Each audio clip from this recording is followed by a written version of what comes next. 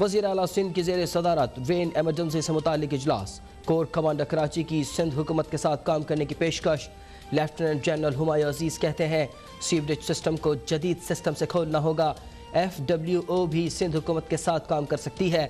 وزیر اعلیٰ سندھ نے کہا سیوریج سسٹم کو برساتی پانی کے سسٹم سے الگ کرنا ہوگا، گرین لائن کے ڈیزائن میں غلطی کی وجہ سے بھی پانی رکتا ہے، گجر نالہ، لیاقت آباد، شیر شاہ سوری روڈ پر زیادہ مسائل ہیں۔ ناصر شاہ بولے سولجر بازار نالے میں پتھر ڈال کر چوک کیا گیا۔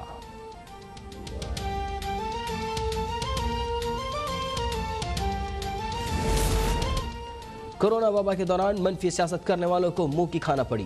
کورونا پر پوائنٹ سکورنگ کرنے والے اپوزیشن رہنماؤں کو جھوٹ کی سیاست سے توبہ کر لینی چاہیے۔ وزیر اعلیٰ پنجاب عثمان بزدار کہتے ہیں وزیر اعظم عمران خان کی قیادت میں حکومت کی انسداد کورونا پالیسی کامیاب رہی، اسمارٹ لاک ڈاؤن کے باعث کورونا وبا کا پھیلاؤ روکنے میں مدد ملی۔ اپوزیشن کے پاس کوئی حکمت عملی ہے نہ کوئی ایجنڈا، پاکستانی عوام میں اپوزیشن رہنماؤں کی ساکھ ختم ہو چکی۔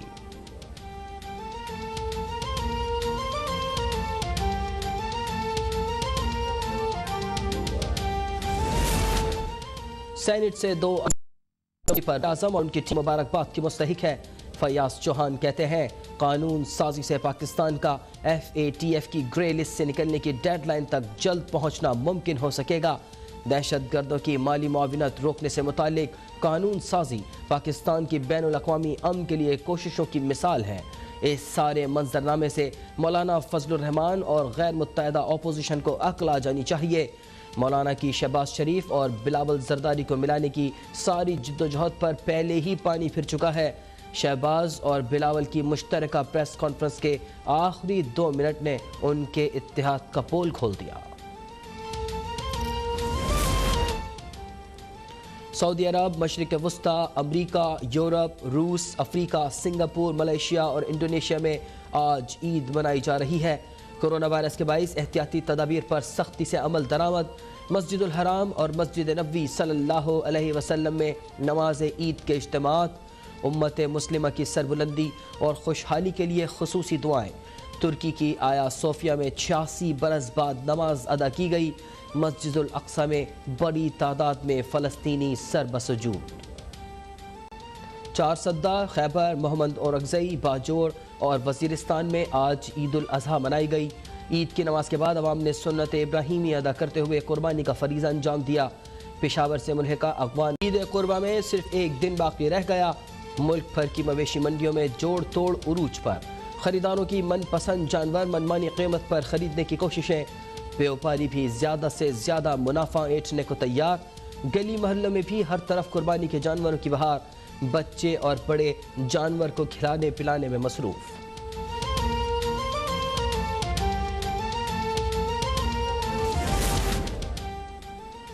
وزیر بلدیات ناصر حسین شاہ کی زیر صدارت عید الاضحیٰ کے موقع پر شہر سے علائشیں اٹھانے کے حوالے سے اجلاس، کمشنر کراچی اور ضلعی افسران کی شرکت۔ ناصر حسین شاہ نے کمشنر کراچی کی تجویز پر سب ڈویژنل لیول پر کمیٹیز تشکیل دے دیں۔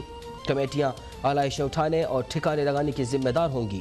ناصر شاہ کا کہنا ہے کہ اس بار گلی کوچوں میں قربانی کرنے پر پابندی ہے، علائشیں اٹھانے کے بعد فوری جراثیم کش اسپرے کیا جائے۔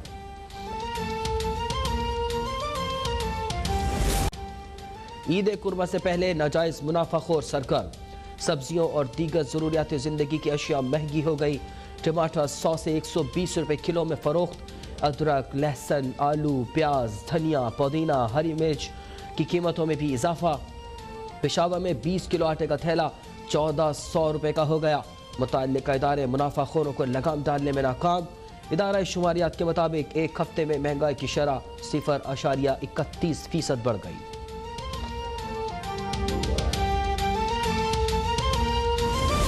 ملک بھر میں کرونا وائرس کے کیسز میں مزید کمی، گزشتہ 24 گھنٹوں میں کورونا کے 903 نئے کیسز رپورٹ، 27 افراد جاں بحق۔ متاثرین کی مجموعی تعداد 2,78,305 ہو گئی۔ 2,37,177 صحتیاب۔ اب تک 5,951 افراد کورونا کے باعث جاں بحق ہوئے۔ کھانا پڑی، کورونا پر پوائنٹ سکورنگ کرنے والے اپوزیشن رہنماؤں کو جھوٹ کی سیاست سے توبہ کر لینی چاہیے۔ لاہور سے عمران بھٹی کی رپورٹ۔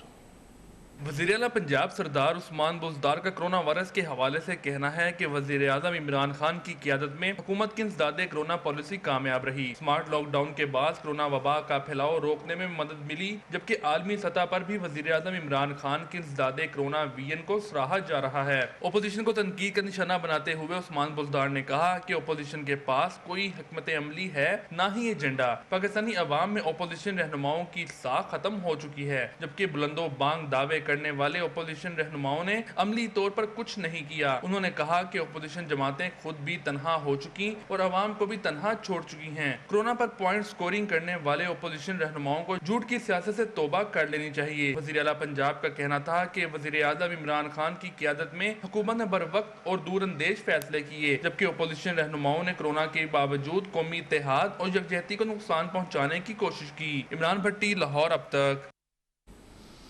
صوبائی وزیر اطلاعات پنجاب فیاض الحسن چوہان نے کہا ہے کہ سینٹ سے 2 انتہائی اہم بلز کی منظوری سے پاکستان کا FATF کی گرے لسٹ سے نکلنے کی ڈیڈ لائن تک جلد پہنچنا ممکن ہو سکے گا، جبکہ سارے منظرنامے سے مولانا فضل الرحمان اور غیر متحدہ اپوزیشن کو عقل آ جانی چاہیے۔ پنجاب کے وزیر اطلاعات فیاض الحسن چوہان نے اپنے ایک بیان میں کہا ہے کہ سینٹ سے 2 اہم بلوں کی منظوری پر وزیر اعظم عمران خان اور ان کی ٹیم مبارکباد کی مستحق ہے۔ دہشت گردوں کی مالی معاونت روکنے سے متعلق قانون سازی پاکستان کی بین الاقوامی امن کے لیے کوششوں کی مثال ہے۔ ان بلوں کی منظوری سے بھارت کی پاکستان کو عالمی سطح پر تنہا کرنے کی سازش ایک بار پھر ناکام ہو گئی۔ انہوں نے کہا کہ مولانا فضل الرحمان کی شہباز شریف اور بلاول زرداری کو ملانے کی ساری جدوجہد پر پہلے ہی پانی پھر چکا ہے، جبکہ شہباز اور بلاول کی مشترکہ پریس کانفرنس کے آخری 2 منٹ نے ان کے اتحاد کا پول کھول دیا۔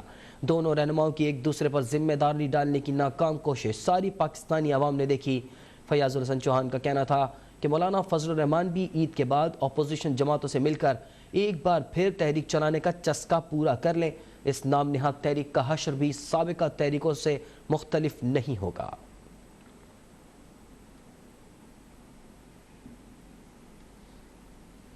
مزید خبریں بھی ہوں گی بلیٹن کا حصہ، لیکن اس بریک کے بعد۔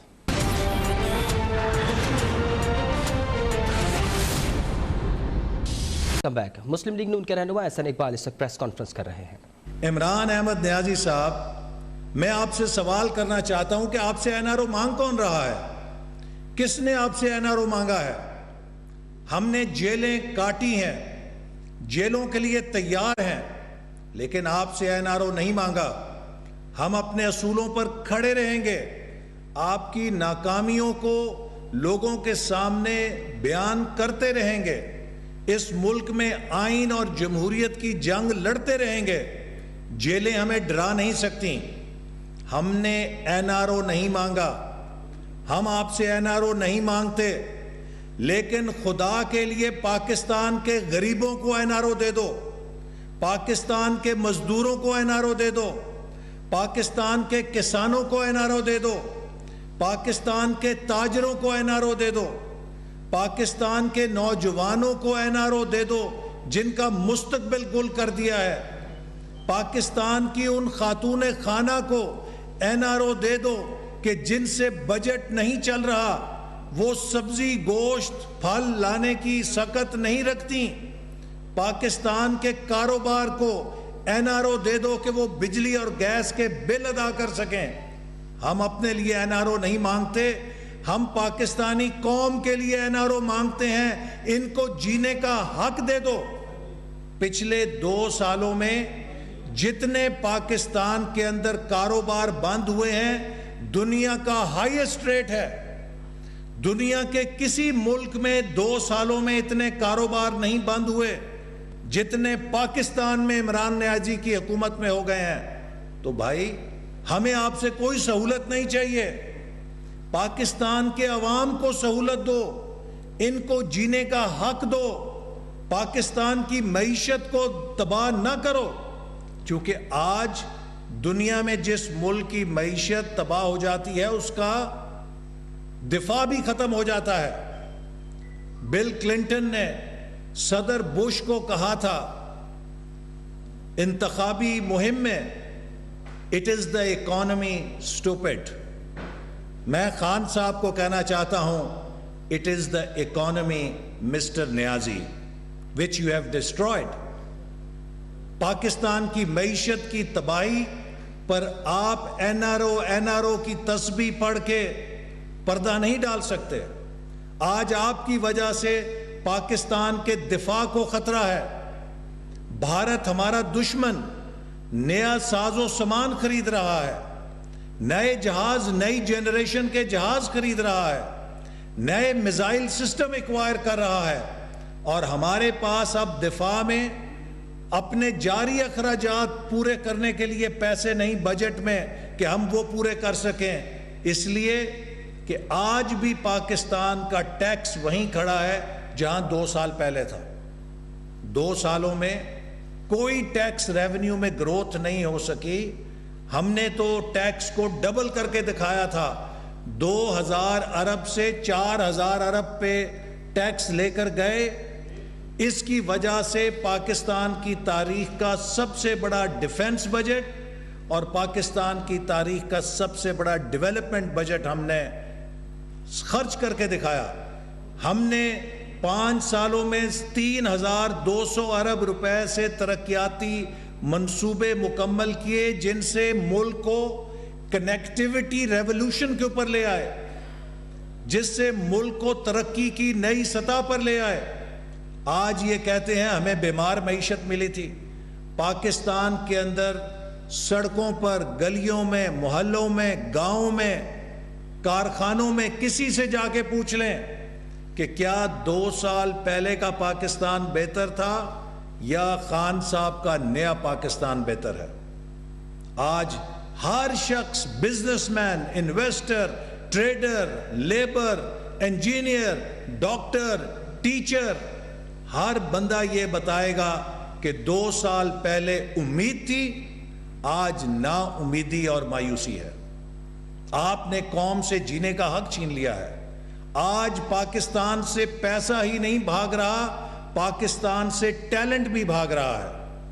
برین ڈرین ہو رہا ہے بدترین, اور یہ ملک کے لیے شدید خطرات اس سے لاحق ہو چکے ہیں. تو پھر آپ ہمیں کہتے ہیں کہ جی اپوزیشن سیاست کر رہی تھی, نیب کے قانون کو بلیک میل کر رہی تھی. کسی نے نیب کے قانون کو بلیک میل نہیں کیا. اصل بات یہ ہے کہ حکومت کی فیٹف کے اوپر چوری پکڑی گئی ہے.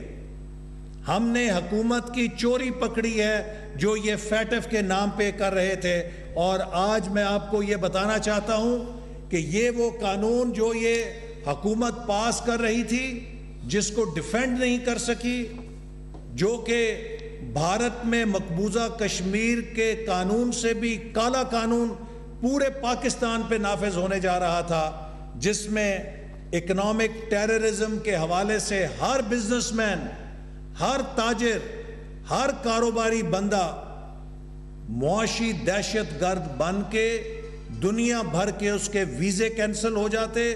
وہ دنیا میں کاروبار نہیں کر سکتا تھا اور تباہ و برباد ہو جاتا.